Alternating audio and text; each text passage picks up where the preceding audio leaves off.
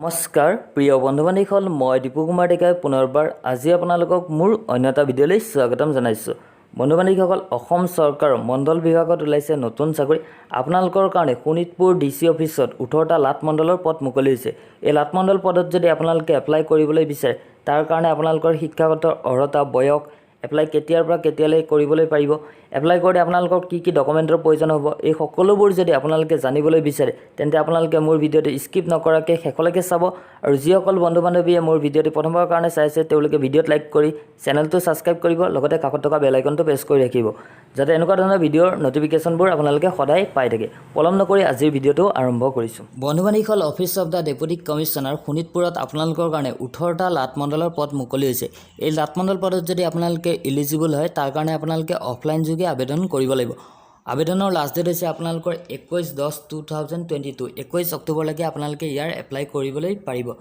আপোনালোকে যদি এই পদসমূহ কেটেগৰী ৱাইজত ভাগ কৰে তেন্তে আপোনালোকে দেখিবলৈ পাইছে OBC আৰু MOBCৰ কাৰণে আছে এটাকে পদ খালী, STP সকলৰ কাৰণে আছে 5টাকে পদ খালী, ST এইচ সকলৰ কাৰণে আছে 5টাকে পদ খালী, EWS সকলৰ কাৰণে আছে 6টাকে পদ খালী, আনহাতে যিসকল PWD কেণ্ডিডেট আছে তেওঁলোকৰ কাৰণে আছে এটাকে পদ খালী।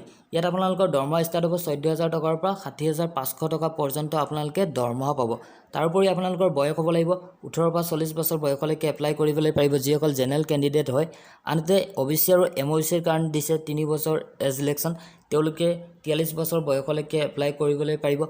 SC আৰু ST সকলৰ কাৰণে দিছে 5 বছৰ এজ ইলেকশ্যন, তেওঁলোকে 45 বছৰ বয়সলৈকে এপ্লাই কৰিবলৈ পাৰিব। আৰু যিসকল PWD কেণ্ডিডেট আছে তেওঁলোকৰ কাৰণে দিছে 10 বছৰ এজ ইলেকশ্যন, তেওঁলোকে 50 বছৰ বয়সলৈকে এপ্লাই কৰিবলৈ পাৰিব। ইয়াত এপ্লাই কৰিবলৈ আপোনালোকৰ এডুকেশ্যনেল কোৱালিফিকেশ্যন থাকিব লাগিব।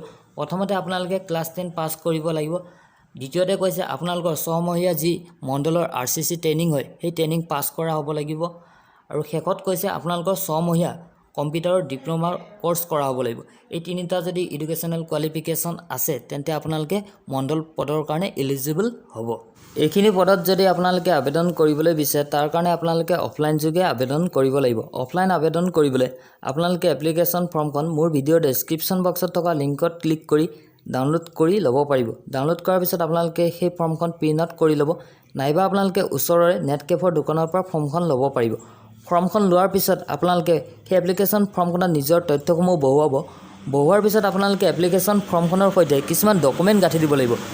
ডকুমেণ্টসমূহ ক্ৰমে আপোনালোকৰ age proof certificate, caste certificate, EWS certificate, employment exchange registration certificate, RCC training certificate, SLC pass certificate, marksheet, তাৰোপৰি আপোনালোকৰ কম্পিউটাৰ ডিপ্ল'মা চাৰ্টিফিকেট, এই গোটেইখিনি ডকুমেণ্ট আপোনালোকে জেৰক্স কৰি আপোনালোকে এপ্লিকেশ্যন ফৰ্মখনৰ সৈতে গাঁঠি দিব।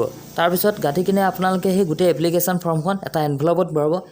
আৰু এনভেলপত আপোনালোকে 3 কপি পাছপৰ্ট, আপোনালোকৰ পাছপৰ্ট চাইজ ফটো ভৰাই দিব। ভৰোৱাৰ পিছত আপোনালোকে সেই এনভেলপটোত 5 টকীয়া এটা ডাক টিকেট লগাই আপোনালোকে এই ফৰ্মখন office of the deputy commissioner Sonitpur Tezpur RKG ব্ৰাঞ্চত আপোনালোকে যাই এই ফৰ্মখন জমা দিব লাগিব। আপোনালোকৰ এপ্লাই আৰম্ভ হৈ গৈছে 21 ছেপ্টেম্বৰৰ পৰা আৰু লাষ্ট ডেট ৰাখিছে 21 অক্টোবৰ। গতিকে বন্ধু-বান্ধৱীসকল, আপোনালোকে যদি ইণ্টাৰেষ্টেড আৰু এলিজিবল হয় এই মণ্ডল পদৰ কাৰণে তেন্তে আপোনালোকে ইয়াৰ এপ্লাইটো কৰি ল'ব।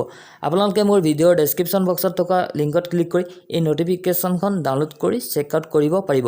গতিকে বন্ধু-বান্ধৱীসকল, আজি আপোনালোকক মই ইনফৰমেশ্যন হিচাপে ইমানখিনি আগবঢ়ালোঁ।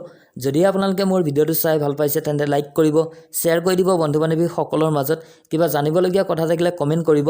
আৰু আগলৈ যদি এনেকুৱা ধৰণৰ ভিডিঅ'সমূহ মোৰ পৰা সদায় পাই থাকিবলৈ বিচাৰে তেন্তে আপোনালোকে মোৰ চেনেলটো ছাবস্ক্ৰাইব কৰিবলৈ নাপাহৰিব। পুনৰ এটা নতুন ভিডিঅ'ত লগ পোৱাৰ আশাৰে ধন্যবাদ। জয় অসম।